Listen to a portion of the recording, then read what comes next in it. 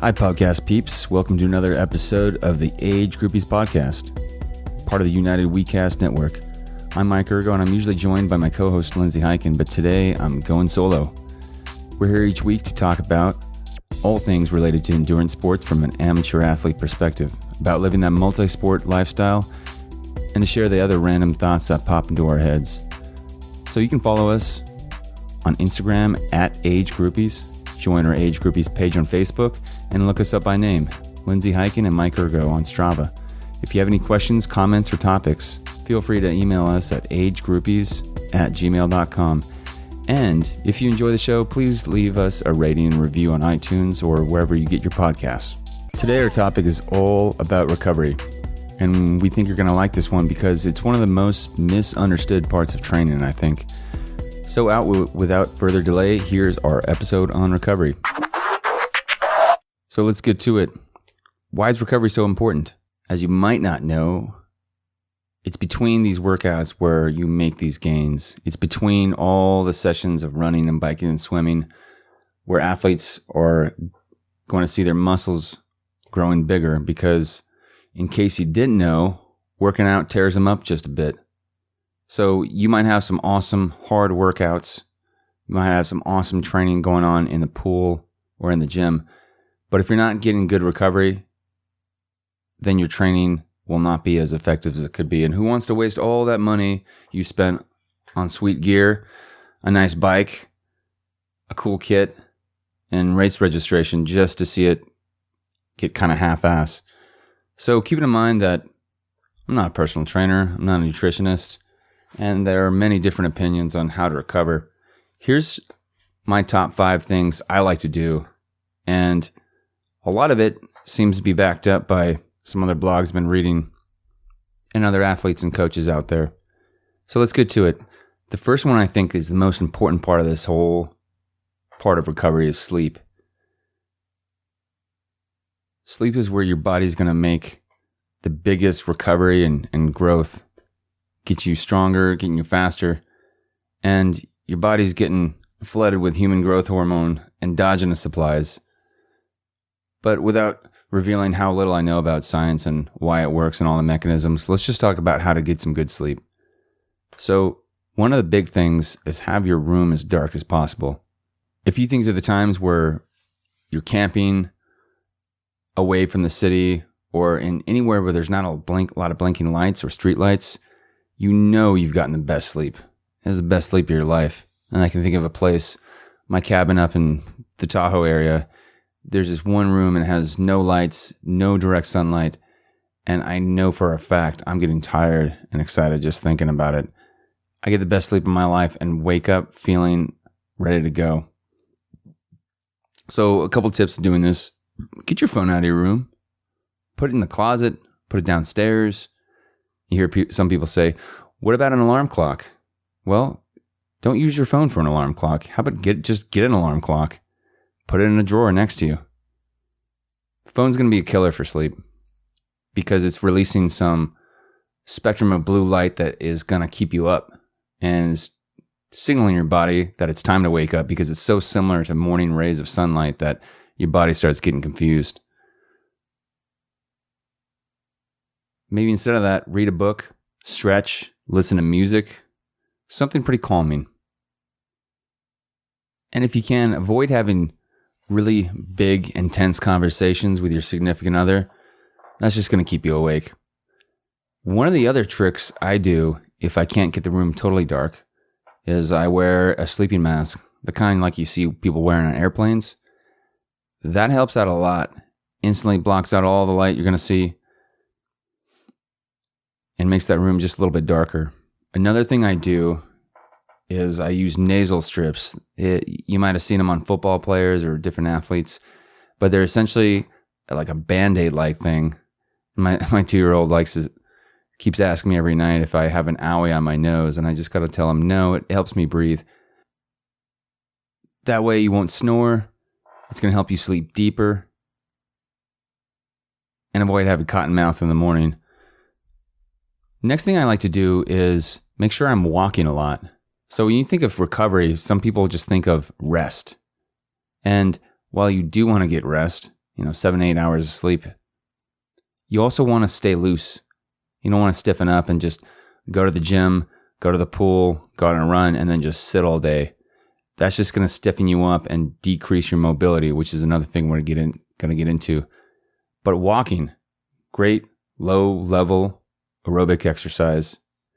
And it gets your body loose so you can do the third thing I like to do, which is mobility work. And mobility work, I think my go-to person for this is Kelly Starrett.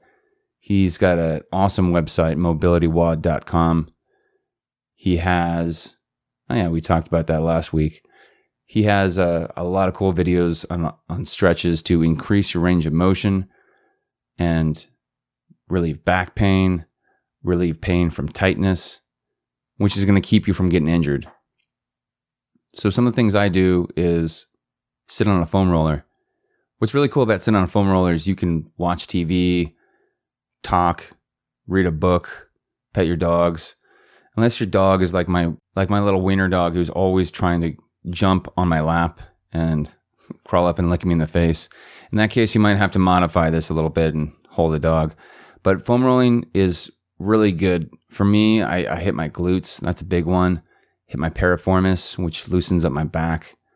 One of the things I love to do, which I learned from my yoga instructor, is lay on, you got to have one of these long foam rollers, the ones that are about 3 feet long. But if you lay in it, letting it go vertically up your spine, you can simply just open your arms up and let gravity naturally bring your shoulders back. A lot of us have a concave body, meaning your shoulders are kind of hunched forward, which is terrible. So this helps open things up. And you don't have to just do this in isolation. One of the things I love to do while I'm doing this, rolling on foam, is to listen to an audiobook or listen to a podcast. So if you're looking for something to do right now, listen to this podcast, do some foam rolling. So there's a lot of places you can hit the foam roller. You can hit the quads, hit the calves. You can hit the back, the glutes. You hit the chest. Another thing I love, and I learned this from Kelly Starrett again, is a stretch band. You might have seen these at gyms. I was introduced to these at a CrossFit gym where, in order to help people do pull-ups who weren't able to get up on the bar the first time, is they cinched a little rubber band around it.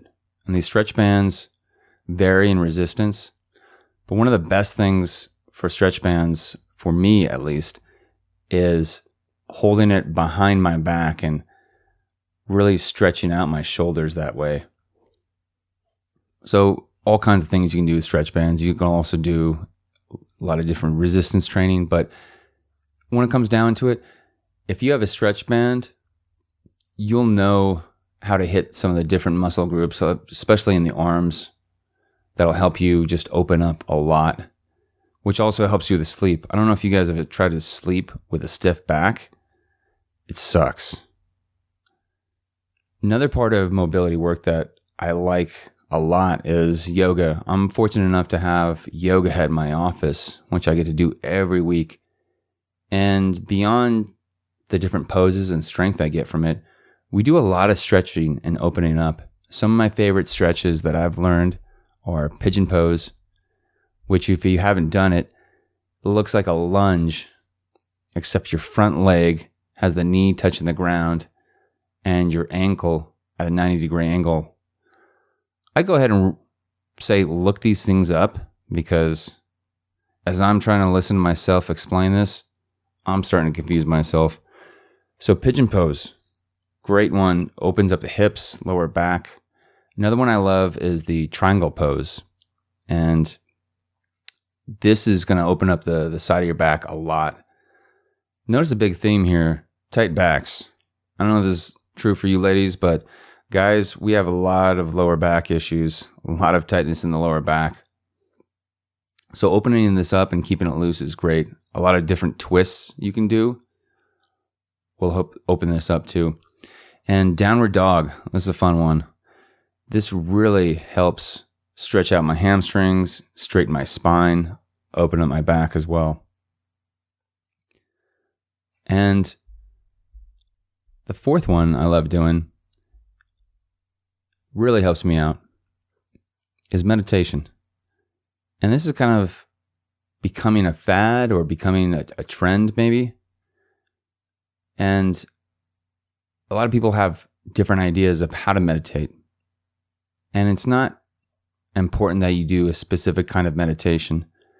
What's important about meditation or even just breathing is when you start taking deeper, slower breaths, you're giving signals to your body that it's time to rest, relax, digest. As a therapist, I tell my clients a lot about how to calm down when they feel elevated, amped up, anxious. And for most of us, when we're carrying tension or when we're working hard or we're really pushing ourselves on workouts, we are giving signals to our body to go into that sympathetic nervous system and that fight or flight. So when we start slowing down, taking deeper, easier breaths, it gives signals to our body that, okay, let's send our resources to our immune system, to our digestion, to repairing cells throughout our body that we've damaged and stressed during training. So how do you meditate? I know some of you guys are wondering, how does this work? Do you need to sit in a cave, wear a robe that looks like something the Dalai Lama would wear? No, you definitely don't.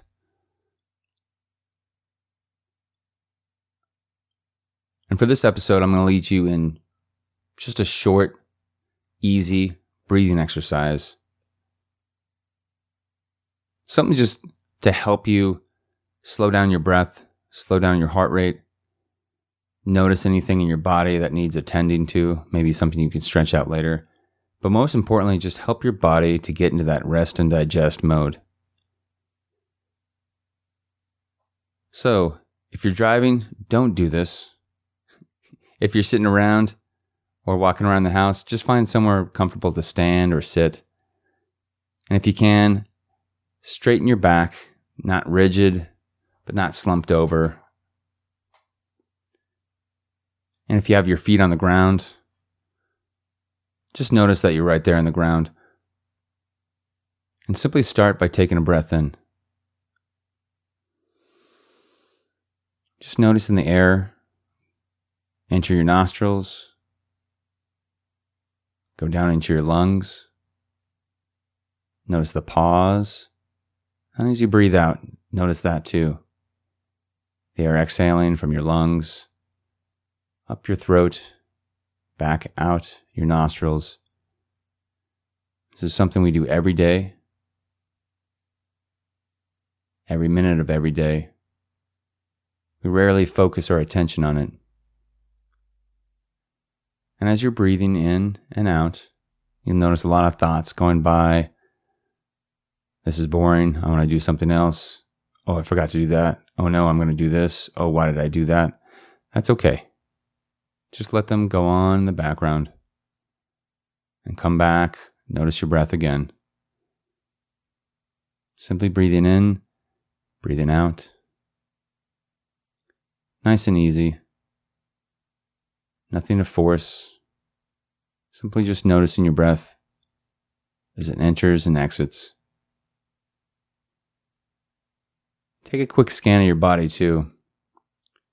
Notice if there's anything tense.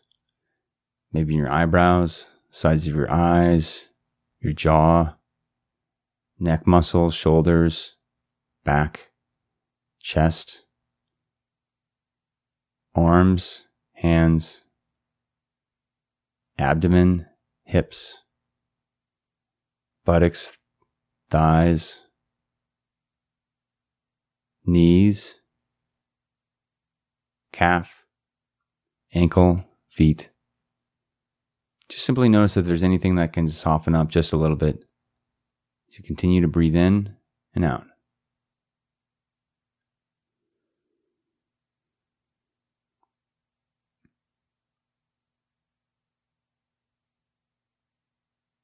Give yourself just one more breath as bring this one to a close. And just take a minute before you check your phone, before you do anything else, just to notice how you feel. Sometimes feelings pop up. Sometimes a lot of thoughts pop up.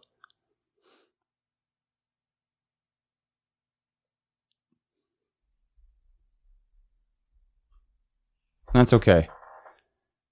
The important thing for our context here is just allowing yourself just to slow down. Sometimes you feel the thoughts racing back and forth, and that's okay. Sometimes they dissipate, sometimes they slow down, and sometimes they don't.